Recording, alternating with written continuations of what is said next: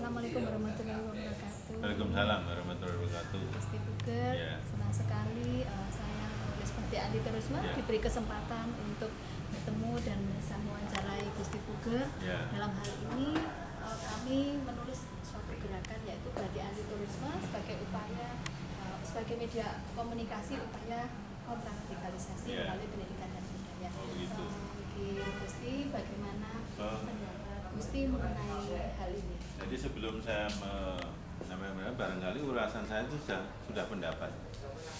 Jadi perkembangan batik itu sebetulnya sudah menjalankan gerakannya untuk mengikuti perkembangan zaman. Nah, perkembangan zaman ini diikuti dengan berbagai karya bentuk batik itu sendiri untuk memenuhi sebuah keinginan. Umpamanya contoh, kita dalam destinasi upacara pernikahan, kita mengharap supaya dia menjadi orang yang luhur. Karyalah batik situ luhur, akhirnya gitu. Ya bisa luhur dan mukti ya situ mukti. Oh nanti hijabnya harus luhur, panggilnya harus situ mukti ya. Supaya nanti terjadi pencerahan di segala cuaca alam, maka di sebelah teruntum. Teruntum itu kan latarnya mesti ireng, latar cemeng gelap, tapi ada pelenik-pelenik bintang itu sebetulnya. Itu di dalam kegelapan tentu ada cahaya. Jadi kita di situ diharapkan di dalam menjalankan hidup ini, ketika kita menabrak masalah tetap ada pelita. Itu teruntung. Nah, dari hal-hal yang lain semua itu sudah menganut zaman kelakon. Ada yang berbentuk tirta tejo, ya. Tirta itu air, tejo itu sinar. Jadi air sinar yang bergelombang terus menerus masuk pada kita, cahaya penerangan. Nah kalau tadi diceritain Mbak tadi itu tentang bagaimana situasi zaman ini, ada yang agak afdol itu adalah adanya terorisme, ya, ada emosi radikalisme. Kalau kita karya batik boleh enggak apa-apa, karena ya zaman kelakon ini kita simbolkan pada batik. Kemarin pada masa PB12 ada karya batik yang dikasih Radio Laksono. Nah, kalau sekarang teruntum di Ilar gitu ya, itu kayak Radio Laksono, simbol keraton itu loh. Nah, supaya lebih keraton sentris yang itu karepe, dan itu adalah simbolisme dari sebuah peraturan. Rat itu jagat, laksana itu simbol peraturan, ini simbol keraton penuh dengan peraturan, itu simbol.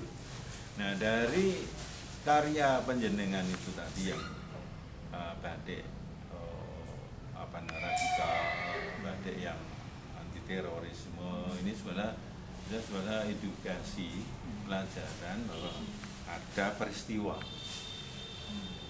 Nah dari seniman itu biasanya melukiskan peristiwa, batik kan lukisan nih.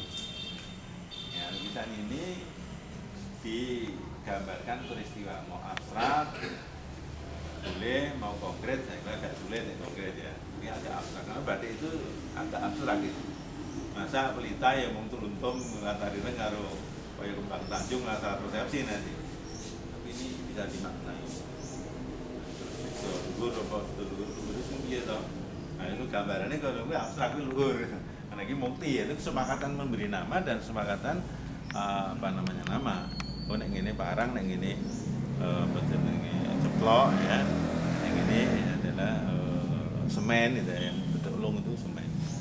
Nah inilah sebetulnya itu ya abstrak, tapi kesepakatan yang menginstruksikan dari pembina budaya keraton itu, nah ini sudah disepakati untuk simbol-simbol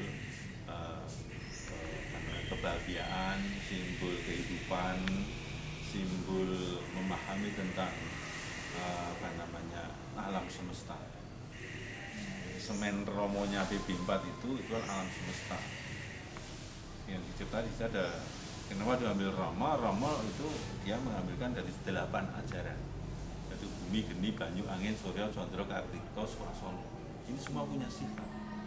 Nah, disitulah PB4 menggunakan semen, maka atas itu semen. Dodot itu bentuk yang lung, yang semen.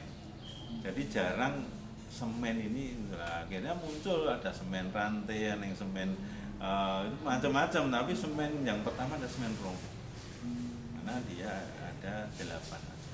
Itu disampaikan kepada putra mahkota untuk memahami tentang destinasi dan membawa sifat, dan itu bisa diimplementasikan dalam kebijakan beliau menjadi raja.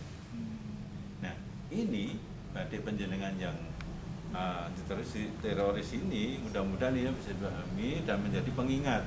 Kita jangan radikal, jangan emosional, jangan dengki serai kan itu. Nah, lebih kita mengedepankan rembukan bagaimana enaknya kita melewati dan segalanya.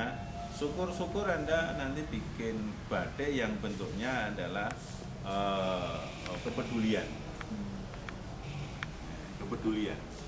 Ini bisa juga menjadi keseimbangan dari ini. Nah, kepedulian itu akhirnya kan semua itu dipeduli, semua dianggap, semua dihitung, diuangke. Nah, akhirnya tidak ada sebuah iri dengki, tidak ada semacam emosi, perasaan didiskreditkan atau diskriminasi, nggak ada, karena batik peduli. Jadi nanti ya yang akan datang. Ini saya usul saja, karena senimannya penjenengan, saya hanya dari falsafah sebuah nama gitu loh. Mesti pembicaraan mengenai budaya ini sungguh sangat menarik. Ya. Terutama masyarakat kita itu banyak yang belum mengetahui simbolisme budaya yang ada di dalam keraton. Apakah berkenan Gusti untuk memberikan suatu penjelasan atau mungkin suatu wawasan bagaimana keraton itu menjadi pusat budaya dan bagaimana keraton itu menjadi senternya dari budaya dalam masyarakat, terutama Jawa dan juga Indonesia. Ya.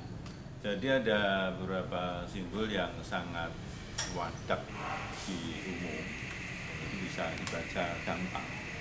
Tapi juga ada yang agak itu di tulisan PB10 itu ada mahkota. Di tengah mahkota itu ada nyaman namanya. Yang melenting, yang muncul di tengah itu nyaman. Itu sebetulnya simbol kepada Tuhan yang Maha Kuasa, Allah. Jadi kekuasaan tertinggi adalah Allah. Tuh, karena apa? Predikat kerajaan ini sudah berpredikat kerajaan Islam. Maka simbol destinasi yang ada itu ada menyimbolkan. Contoh satu, mungkin yang paling gampang Anda lewati adalah Gapura. Gapura itu sebenarnya kan Pangapura, Gopur. Jadi sebetulnya kamu harus paham. Ya, Gapura itu bentuknya gimana toh? Ya, dua. Itu sebenarnya satu. Satu dipecah. Itu nek satu dari gunungan, Pak. Jadi pada kuwi meneh tak pecah, tak pisah dadi Gapura. Coba itu tuan pecah gini, mau pisah, dadi Gapura enggak? Iya. Nah, Gapura itu ada sana. Nyata gadok itu ke sana. Ini dipecah. Kan bentuknya gini tuh itu. Nyata gadoknya tadi gitu. Ya. Simetris dan berbentuk gunungan kalau. Ya, tapi kan orang tidak begitu orang banyak yang nggak tahu. Kenapa saya bisa begitu? Mungkin karena saya belajar tentang kepredikatannya itu ya, akhirnya harus ke sana, apa simbolnya itu. Nah, kalau kita sudah melakukan kesalahan, segera kita mohon maaf kepada individu, kepada Allah, cepat. Nah, itu simbol Gapura itu. Nah, terus ada lagi simbol yang sangat hakiki, itu adalah Tugu Pandengan di depan Balai Kota itu. Tugu Pandengan itu yang siji. Kalau di sana Tugu itu loh. Oh, yang di Jogja. Yogyakarta Ini Tugu Pandengan. Tugu. Itu Tugu kalau gilik namanya. Kalau itu Tugu Pandengan. Karena ketika raja duduk di pagelaran singgasana, yang dipandang dilihat hanya satu, yaitu Allah Subhanahu Wa Taala, yang disebut tauhid. Pandangan itu tauhid sebetulnya. Ketika dia mau membuat kebijakan, membuat sebuah keputusan karena Allah Ta'ala, tidak ada kekuasaan tertinggi Allah, karena itu nyaman tadi. Iya, maka dia harus melewati gapura geladak. Dipecah judulnya kalau kan gitu. Oh. Nah, terus beringin. Kita sih golek gampang-gampang wae sing. Aja sing angel. Iki jane rada angel, kan rada angel. Beringin kan gampang. Itu adalah sebuah pengingatan kepada kita. Coba beringin itu gede enggak tahu buahnya. Buahnya kecil kok. Banyak apa dikit? Banyak. Kalau waloh itu banyak besar. besar pohonnya. Nah, ini simbol sebetulnya. Beringin itu adalah sebuah pengayom. Yang diayomi itu wong kecil. Ini nek wis gede kudu ngayomi kan. Itu simbolnya itu. Walau itu. Nek kowe dadi gede, kowe kudu menjalannya iki. Pas kowe gede meneng wae ngapain gitu loh. Sosial. Dakwahkan ilmu. Paham gitu? Jadi makanya keraton ini dalam falsafat Jawa itu song-song aku. Song-song sendiri artinya apa? Payung, pengayom. Aku besar. Seperti beringin tadi loh. Paham gitu? Itu ada. Jadi contoh sedikit tentang keraton. Itu kita belum masuk yang lain-lain karena masih belum lagi. Gitu. Supaya menjadikan paham buka bahwa ada kekuasaan tertinggi dari Allah, simbol yang tadi sunnah adalah bukan tadi itu untuk mengerucut pada Allah lagi kan itu. Ini dipercaya. Orang nggak pernah perasaan ini. Iya. Tapi mata saya agak jeli. Ketika saya juga belajar itu, oh itu cara metrisasi. Dukungan Gusti untuk gerakan berarti anti. Nah saya tetap mendukung karena zaman kelakon situasi dan seniman boleh saja mengimplementasikan peristiwa, ya boleh.